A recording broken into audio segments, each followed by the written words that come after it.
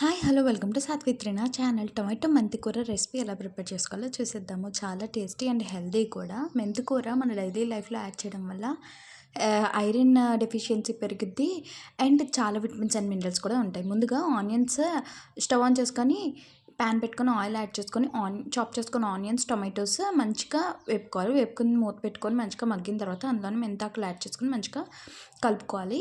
మంచిగా కలుపుకున్న తర్వాత అందులోనే ఉప్పు కారం గరం మసాలా యాడ్ చేసుకొని కొంచెం వాటర్ యాడ్ చేసుకొని మూత పెట్టుకొని మంచిగా మగ్గిన తర్వాత ఆయిల్ పైకి తేలి కర్రీ అనేది దగ్గర పడిన తర్వాత లాస్ట్లో కొత్తిమీర జల్లుకొని స్టవ్ ఆఫ్ చేసుకొని చపాతీతో కానీ పరాటాతో కానీ రైస్తో కానీ తింటే trust me tasty and yummy and healthy కూడా. చాలా అంటే చాలా హెల్దీ.